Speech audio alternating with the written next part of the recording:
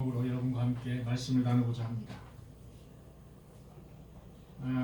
유명한 성경 주석가 핸드릭슨이라는 사람이 있는데, 핸드릭슨은 사도 바울에 대해서 말하기를 그는 뛰어난 지성의 사람이요 강철 같은 의지의 사람이요 온유한 마음으로 가득 찬 사람이다, 이렇게 말을 합니다. 과연 사도 바울은 예수님 살아계셨을 당시에 정말로 훌륭한 사람이었고 존경받을 만한 그런 사람이었습니다. 당대 최고의 학부인 가말리엘 학파라고 합니다. 가말리엘 학파의 그 수석 문화생으로서 전통적인 율법학자였습니다. 게다가 그는 능력의 사람이요 이적을 일으키는 사람이었습니다. 여러 가지 은사와 능력을 소유한 사람이었고 어떤 병이든지 손만 얹으면 낫는 그런 치유되는 그런 사도적 은사를 가진 그런 능력의 소유자였습니다. 이 사도적 은사를 가지고 있는 능력의 소유자라는 것은, 여러분 그 예수님 오셨을 때 초대교회에 예수님의 제자들만이 행사했던 그런 능력이었습니다. 그것이 바로 사도적 은사다, 이렇게 말을 합니다. 그런데 이 사도적 은사를 예수님의 12 제자가 아닌 사도 바울이 강력한 사도적 은사를 받음으로써 이 능력을 행했다는 것입니다. 그래서 심지어 사도 바울이 썼던 손수건을 만지기만 해도 불치병이 그 자리에서 낫는 그런 사도적 은사의 능력이 나타났다고 성경은 말을 하고 있습니다. 뿐만 아니라 그는 영적 신비의 세계에 대해서도 많은 경험을 했습니다. 영적 신비의 세계에 대해서 경험한 것을 사도 바울은 성경에 자세하게 쓰지 않았습니다. 그러나 언뜻 그가 영적 신비의 세계를 경험한 것에 대해서 언뜻 성경은 언급을 하고 있는 것입니다. 성경에는 3층 천이라고 해서 지금은 3층 천이라는 말을 하지 않습니다. 셋째 하늘이라는 용어로 바꿨습니다. 셋째 하늘에 다녀온 것까지, 셋째 하늘이 도대체 무엇인지 자세하게 언급을 해놓지 않았습니다. 그저 그냥 셋째 하늘이라고 언급을 한 것뿐입니다. 그래서 셋째 하늘, 이 부분을 영어로 찾아봤더니 The third heaven, 단순히 The third, 세 번째 하늘, 그것이 무엇인지 우리는 지금 알 수가 없는 겁니다. 그러나 그것이 얼마나 신비하겠습니까? 사도 바울이 다녀왔던 셋째 하늘이 할 말이 얼마나 많이 있겠습니까? 거기에 다녀왔기 때문에. 그러나 그는 말을 하지 않겠노라고 말을 합니다. 그러므로 그는 영적 간증거리 그리고 자랑거리가 수도 없이 많았을 것이라고 추측이 되는 겁니다. 그런 바울에게 한 가지 말 못할 고민이 있었습니다. 그것을 본문에는 사탄의 사자, The Messenger of Heaven, The Messenger of 사탄의 사자, 메신저라는 말을 썼습니다. 사탄의 사자, 사탄의 가시이란 말, 그것은 바울의 몸속에 있는 고약한 불치병을 의미하는 것이었습니다. 이 불치병은 시시때때로 바울을 괴롭혔고 바울은 그로 인해서 매우 힘들어한 사실을 우리는 볼 수가 있습니다. 성경은 이 불치병이 정확히 무엇이다라고 알려주지 않고 있습니다. 바울의 불치병이 무엇인지 알려주지 않고 있다는 겁니다. 그러나 많은 성경학자들은 사도 바울의 이 불치병을 안질로 보고 있습니다. 안질. 여러분, 사도 바울이 이스라엘 백성들을 핍박으로부터 도망간 이스라엘 백성들을 잡기 위해서 다메섹 도상에 올라가다가 갑자기 예수님의 음성을 듣고 강력한 한 빗줄기에 빛을 쏘이면서 사도 바울은 그 자리에서 고꾸라지고 말았습니다.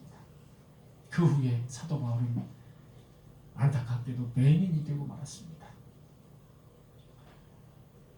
맹인이 된 후에 앞을 전혀 볼 수가 없고 밥도 먹지 못하고 일어나서 어떻게 거동할 수도 없는 너무나도 큰 충격을 받았기 때문에 말도 하지 못했습니다. 예수님께서는 계시를 통해서 아나니아라는 사람에게 가서 안수를 받으면 내 눈이 나아질 것이라는 그 계시를 받고 가까이에 있는 아나니아를 찾아가서 안수를 받고 이 눈에 있던 그 비늘이 벗겨지면서 겨우 사도 바울은 겨우겨우 보게 되었습니다.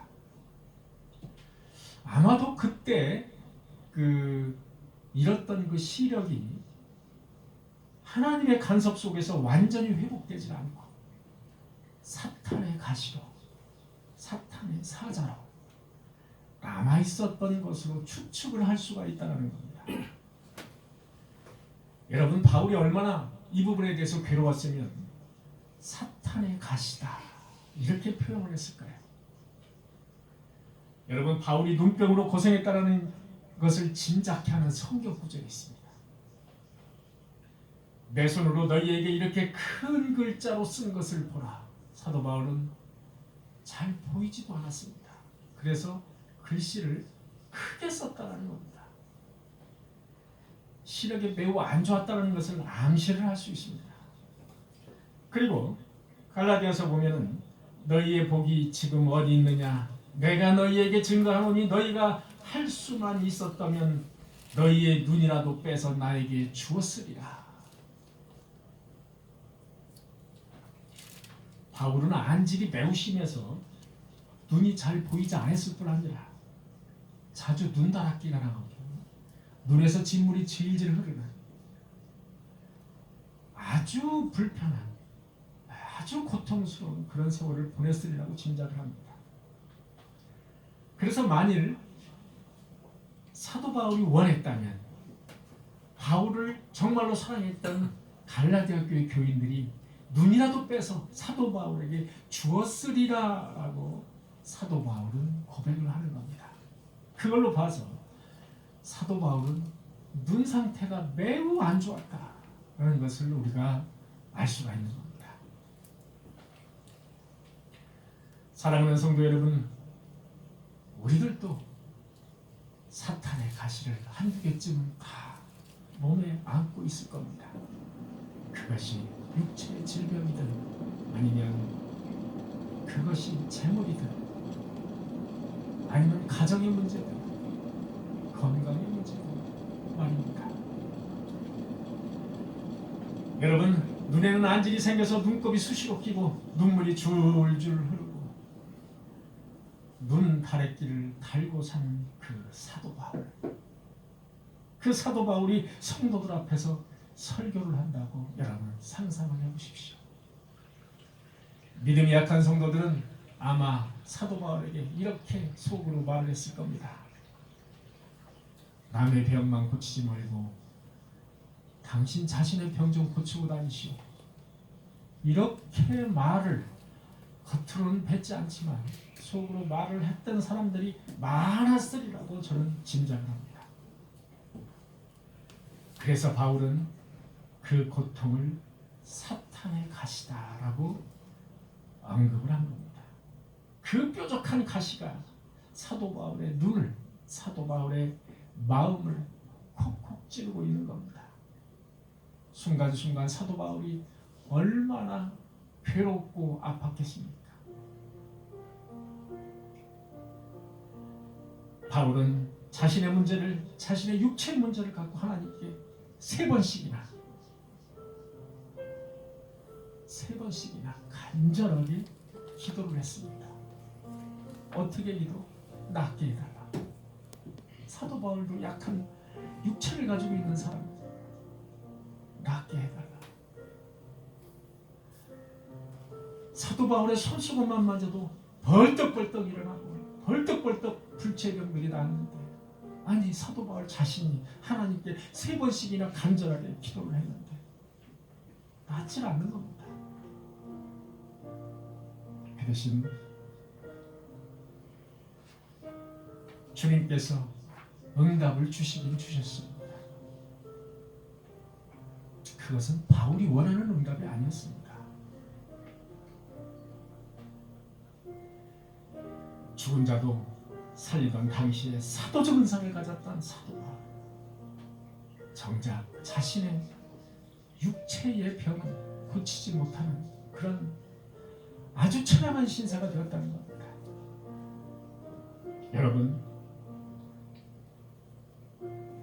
사도 바울은 하나님으로부터 응답을 받고 바로 깨달은 그런 성경 구절이 여기에 나와 있는 겁니다. 여러분 한번 들어보십시오. 이 사탄의 가시가 이것이 내게서 떠나가게 하기 위해서 내가 3번 주께 간구하였더니 나에게 이르시기를 내 은혜가 내게 족하다. 내 은혜가 내게 족하다. 이는 내 능력이 약한 데서 온전하여짐이라. 사도 바울은 엄청난 능력을 가지고 있던 사도적 은사의 소유자였습니다. 그러나 내 능력이 약한 데에서 온전하여집니다. 하나님께서 함께하여 주실 때 온전하여집니다. 하신지라. 그러므로 도리어 사도 바울은 크게 기뻐함으로 나의 여러 약한 것들에 대하여 자랑하니. 사도 바울은 그냥 있지 않았습니다. 그 큰 은혜를 발견하고서 나의 약한 그 육체를 이제 자랑하기로 작정을 한 겁니다. 도리어 크게 기뻐함으로 나의 여러 약한 것들에 대하여 자랑하리니 이는 그리스도의 능력이 내게 머물게 함이라. 나의 육체의 연약함으로 인해서, 그러나 하나님께서 그 자리를 메워주심으로 인해서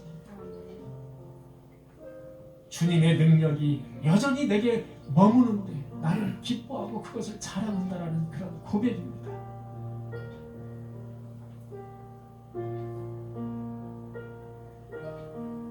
바울아, 내 은혜가 내게 족하다.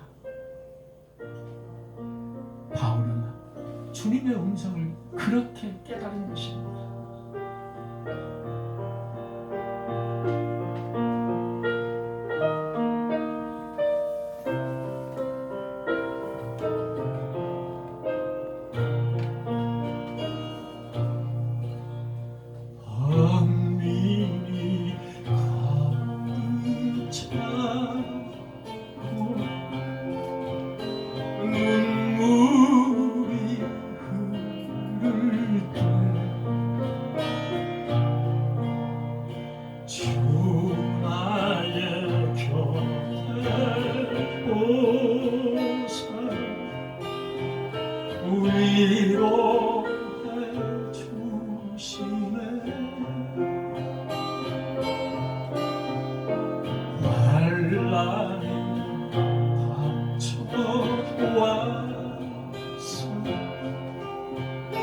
어려움 당할 때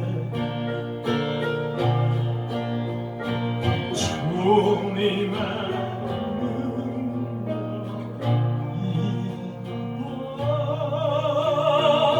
원수를 이기는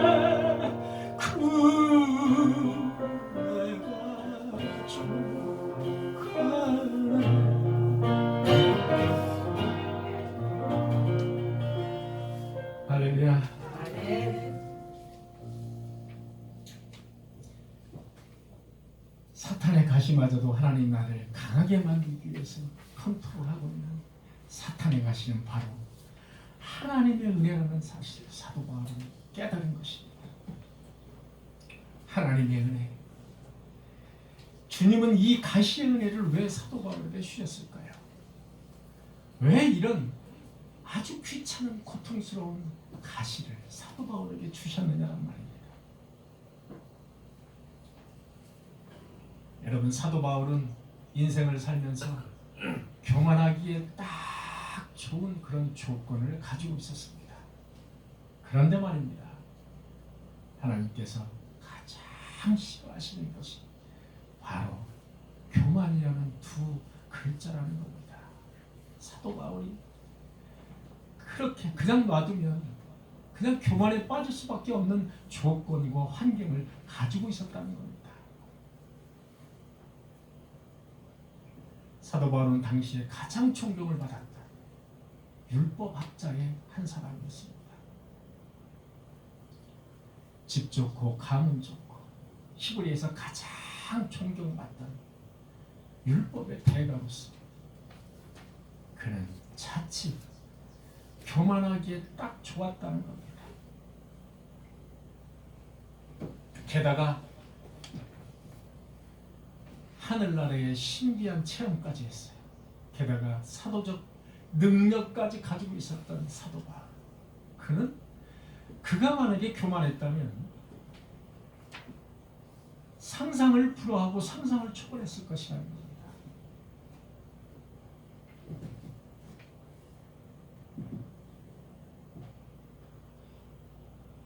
그래서 주님은 사도 바울에게 사탄의 가시를 허락하셨던 겁니다. 고린도서 12장 7절에 보면 여러 계시를 받은 것이 지극히 크므로 여러 계시를 받은 것이 지극히 크다고 사도 바울은 말합니다. 너무 자만하지 않게 하시려고 내 육체의 가시 곧 사탄의 사자를 주셨으니 이는 나를 쳐서 너무 자만하지 않게 하려 하십니다. 성경은 교만을 가르쳐서 패망의 선봉이라고 말을 합니다. 성경은 여호와는 교만한 자의 집을 허문다고 말씀하십니다. 교만은 우리 신앙의 가장 큰 적이다 이렇게 보면 되겠습니다. 여러분, 돈 좀 있고 권력 있고 명예 좀 있으면 절대로 하나님을 의지하려 하지 않습니다. 왜? 하나님 없어도 능히 내가 살아갈 것 같거든요. 그렇기 때문에 돈 많은 재력가들, 권력을 쥐고 있는 사람들, 여러분 주일 성수 제대로 하는 거 보셨습니까? 하지 않습니다. 그리고 그들이 하나님을 의지한다고 말만 하나님을 의지한다고 하는데 실제로는 자기의 권력을 의지하고 있는 겁니다. 여러분, 교만은 불순종을 낳게 합니다. 하나님과 아무 상관없는 존재로 인간을 타락시킨다는 겁니다.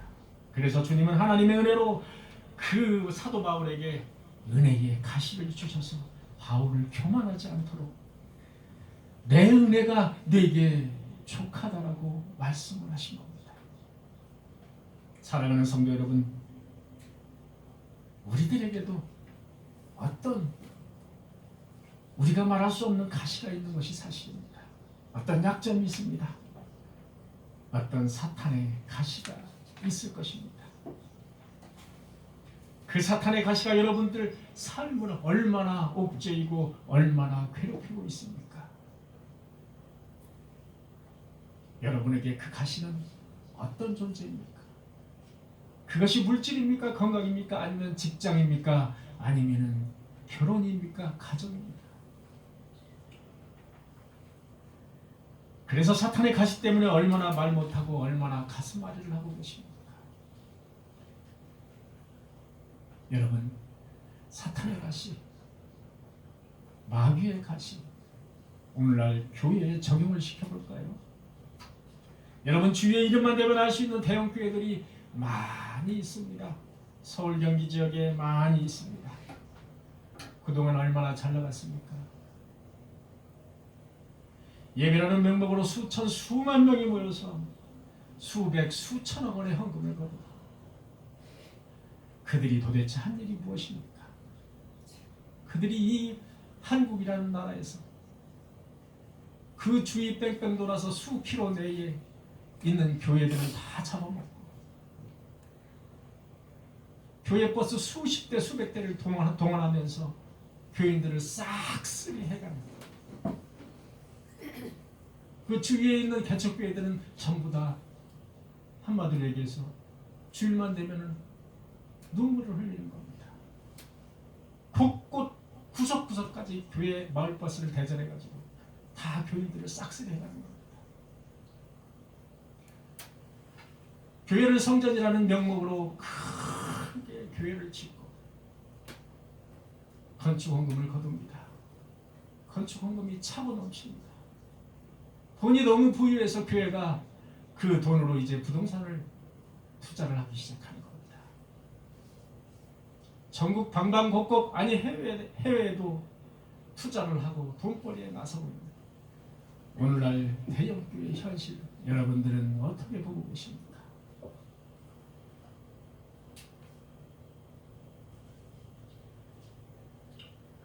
게다가 공식적으로 이제 교회가 자기들이 말하는 성전과 교회도 구분 못하는 그들이 이제는 그 성전이 그들이 말하는 성전이 재물로 보이기 시작했습니다. 돈으로 보이기 시작했다는 겁니다. 그래서 그들의 성전을 이제는 아들, 딸, 며느리에게 상속해 주기 시작을 했습니다. 이제 1세대들은 중대형 교회들은 거의 다 아들, 딸, 며느리에게 이제 상속이 다 끝났습니다. 왜? 그것이 재물로 보이기 때문에. 자기는 하나님의 성전이라고 말을 하면서 그것은 바로 부로 보인 겁니다. 재물로 보인 겁니다.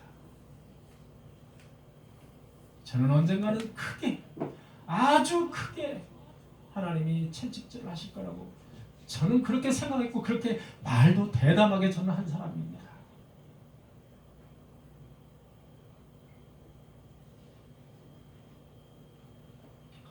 방송에 뉴스만 켜면은 목사님들의 스캔들이 터지고 그리고 대형교회의 부패들이 하루가 멀다 이렇게 터지는 그런 현실을 저와 여러분들은 분명히 목도를 하고 있는 것이 현실입니다.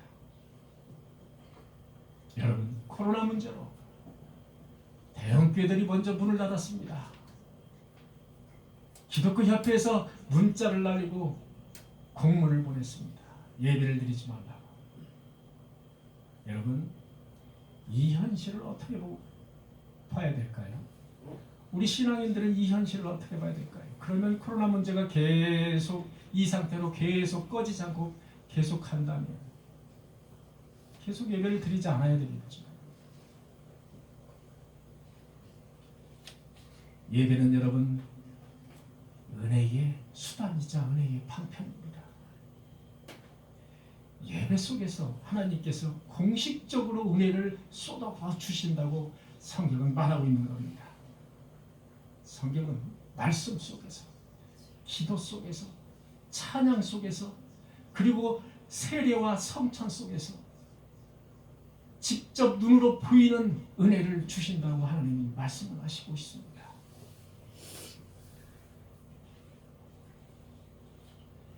그래서 예배는 성도가 은혜를 받아야 될 그럴 장소이고 은혜를 받아야 될 필수적인 그런 절차가 바로 예배다라는 것입니다.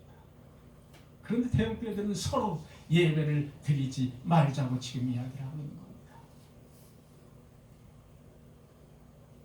19세기 말 기독교가 한국에 들어온 이래로 단 한 번도 겪어보지 못한 예배의 중단 상태가 오늘 우리의 작금의 상황입니다. 우리 신앙인들은 그저 당연하게 여기면 될까요? 그저 당연하다라고 생각해야 될까요? 저는 그렇게 생각하지 않습니다.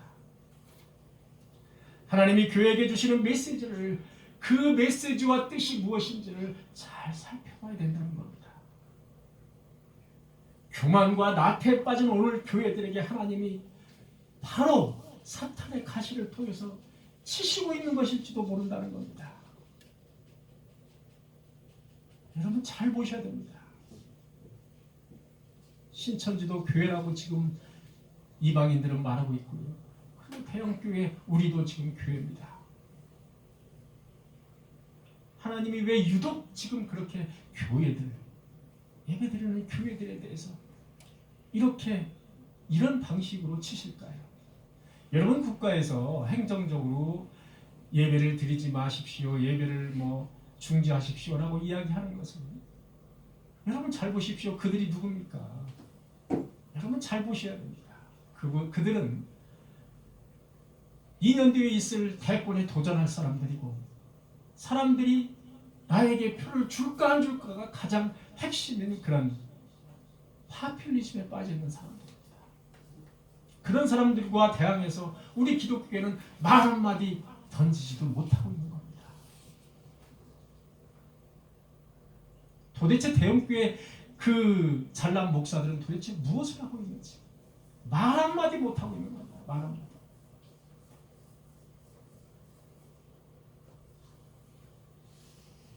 은혜의 가시는 마치 자동차의 브레이크와도 같다. 자동차가 브레이크가 없으면 어디로 갈지 모르는 겁니다. 교만으로 치닫는 신자들에게 바로 은혜의 가시는 브레이크 역할을 한다는 겁니다. 결국 우리는 이렇게 해서 어디로 가고 있는지도 모르게 지금 가고 있는 이 현실입니다. 교회들이.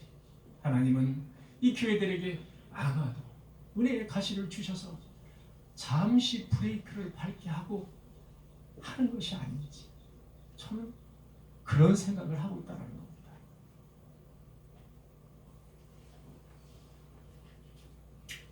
우리를 교만하게 만드는 것들, 그것이 물질이든 권력이든 그것이 무엇이든 간에 여러분 그것이 오래가는 거 보셨습니까? 오래가지 않습니다. 우리를 교만하게 만드는 것들은 오래가지 않습니다. 우리가 살아있는 동안 하나님 앞에 약한 존재임을 깨닫고 겸손하게 살아가야 된다는 것입니다. 마귀는 하나님의 손에 컨트롤이 됩니다. 그 마귀의 가시로 인해서 우리는 더 낮아지고 더 하나님을 섬기고 의지하고 하나님을 사랑하고 하나님과 교제하는 것. 하나님과 교제하는 것이 바로 예배입니다. 그것이 바로 하나님이 바라시는 은혜의 가시라는 겁니다. 나에게 악마의 가시, 그 마귀의 가시가 찾아왔을 때 겸손한 마음으로 하나님의 뜻과 음성에 귀 기울이려는 그런 자세, 엎드려서 간구하면서 문제의 원인을 발견하려는 그 자세, 그것이 바로 하나님이 원하는 자세라는 겁니다. 그럴 때 하나님은 그 가시를 은혜와 사랑으로 바꾸어 주시고 축복으로 바꾸어 주시며 위로해 주시고 그 가시의 문제를 해결해 주실 줄 믿습니다. 아멘. 여러분 바울도 문제의 응답을 받았습니다. 10절에서 내가 그리스도를 위하여 약한 것들과 능욕과 궁핍과 고난을 기뻐하노니 이는 내가 약할 때 곧 강합니다. 내가 약할 때, 나는 비록 육체적으로 이렇게 약하지만, 안질에 걸려서 이렇게 약하지만 내가 이렇게 약할 때 바로 곧 강합니다. 왜? 하나님의 응답을 받고 하나님의 능력이 내 속에서 임재해 있기 때문에 강함이라고 고백을 하고 있습니다. 만약에 여러분 하나님이 사도 바울에게 안질 깨끗하게 낫게 해주시고 그저 펄펄펄펄 그냥 뛰게 더 강하게 그렇게 놔두셨다, 바울이 이런 교만에서 허물어질 수 있었을까? 이런 고백을 할 수 있겠느냐 말입니다. 네, 우리는 나약한 존재이기 때문에 그렇게 하지 못했을 것이라는 겁니다.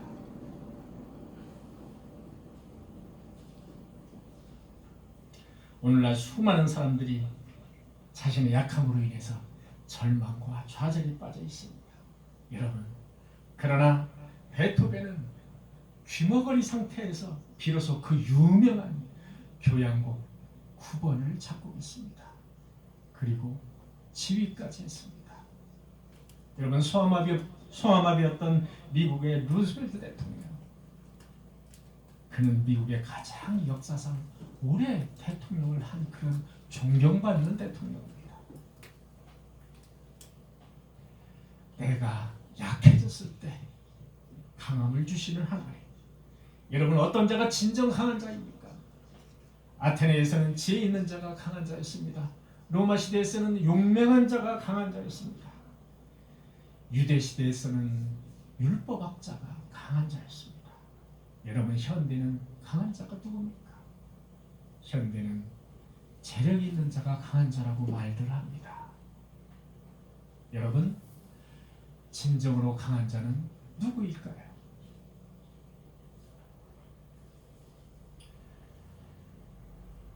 진정으로 강한 자는 자기 몸에 가시가 있는 자입니다.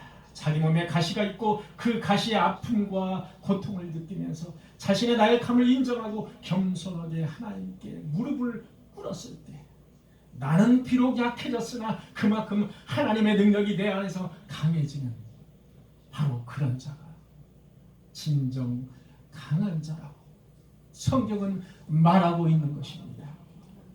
사랑하는 성도 여러분, 나에게 가시가 있다고 해서 약해지거나 좌절하지 마시고 오히려 겸손과 인내로 나를 강하게 하시려는 하나님의 뜻임을 믿고 나아가시는 저와 여러분들이 되시기를 간절히 축원합니다.